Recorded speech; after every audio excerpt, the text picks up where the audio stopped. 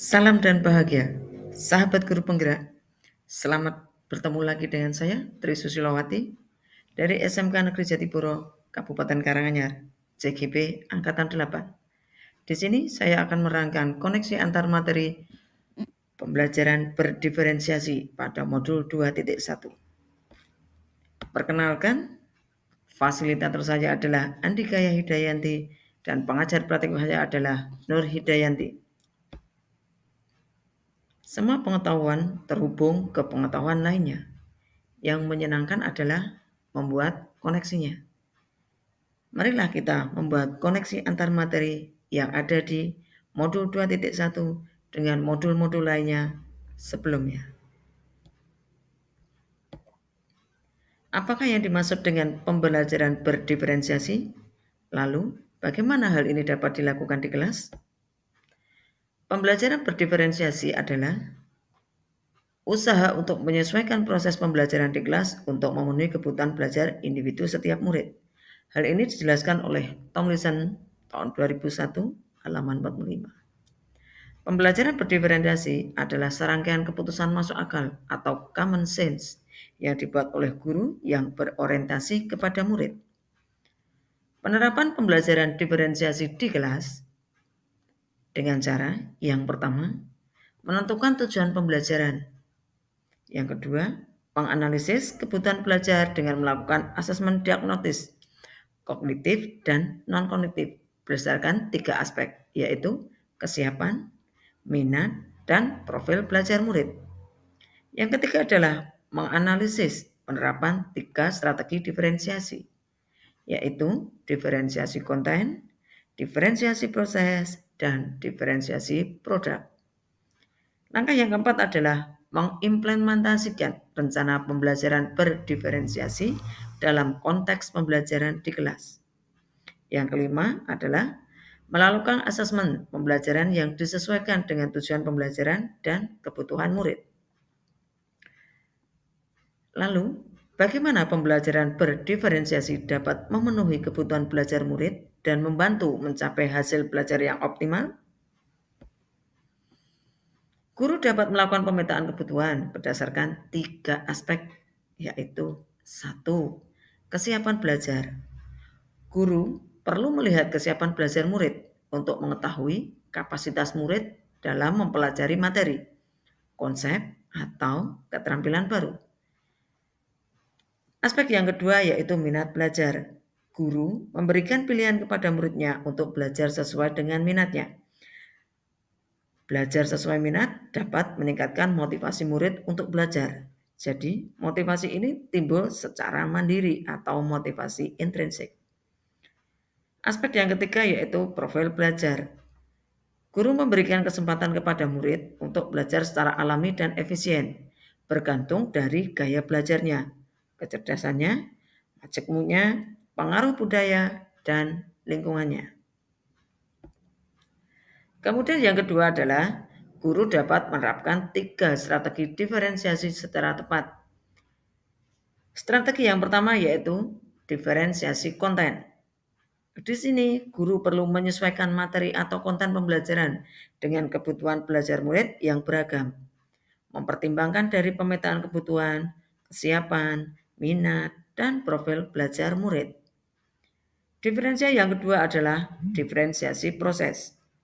Guru membutuhkan variasi proses belajar yang beragam, sesuai dengan kebutuhan belajar murid. Proses ini mengacu pada bagaimana murid memahami atau memaknai apa yang dipelajari. Diferensiasi yang ketiga yaitu diferensiasi produk.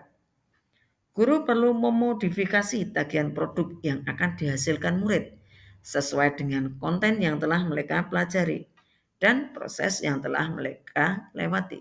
Jadi produk yang dihasilkan oleh siswa bisa beragam sesuai dengan yang mereka pelajari. Selanjutnya, bagaimana koneksi antar materi pembelajaran berdiferensiasi dengan modul lain yang sudah dipelajari dahulu? Ini adalah lukisan dari keterkaitan atau koneksi antar materi. Yang pertama adalah filosofi KHD. Untuk filosofi KHD, dia langsung berpihak pada murid. Modul 1.2 nilai dan peran guru penggerak, dia juga bermuara pada pembelajaran yang berpihak pada murid.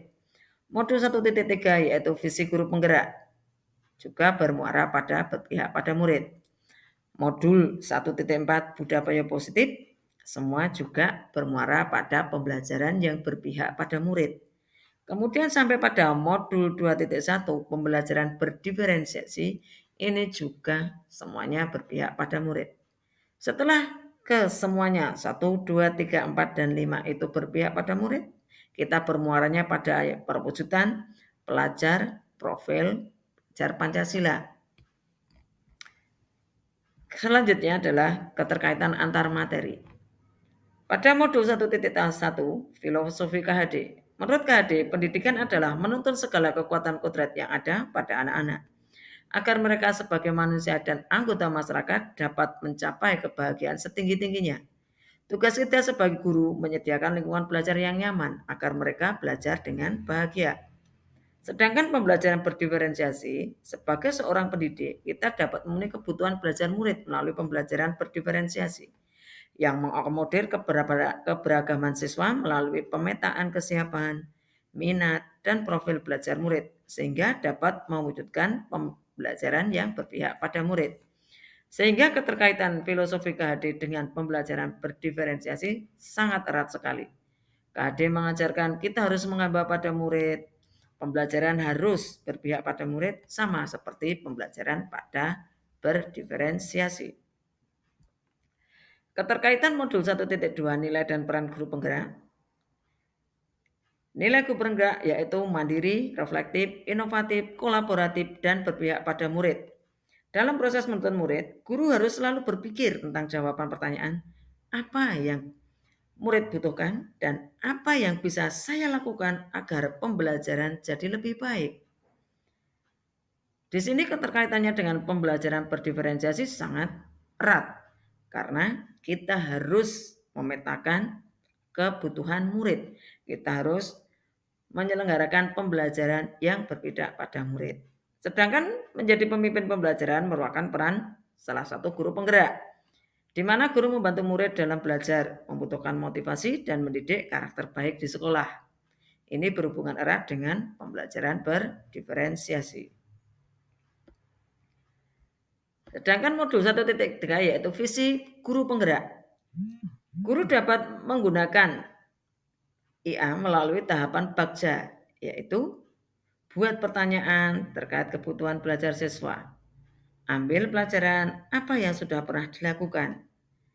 Ketiga, gali mimpi tentang kondisi ideal yang akan terjadi dalam proses pembelajaran.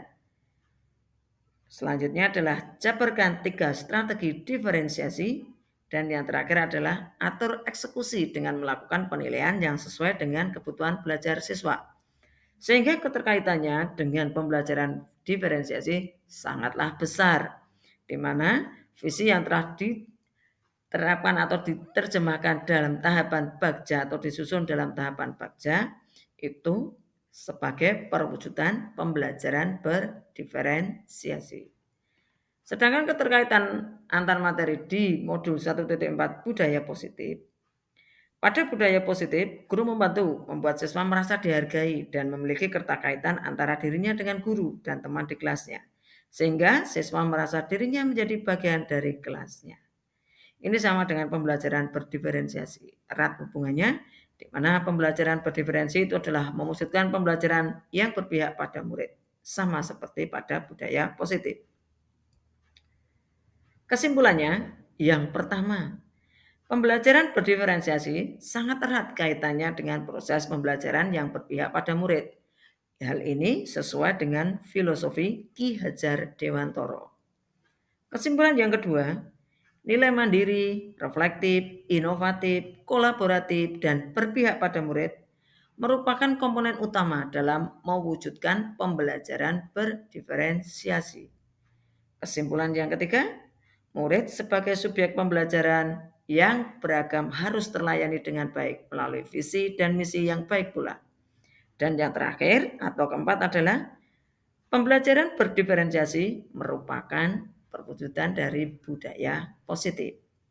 Demikian tadi kesimpulan koneksi antar materi dari modul 1.1, modul 1.2, modul 1.3, modul 1.4 dengan modul 2.1. Terima kasih. Guru Bergerak Indonesia Maju. Terus bergerak, tergerak, dan menggerakkan. Dan yang penting, jangan lupa bahagia. Assalamualaikum warahmatullahi wabarakatuh.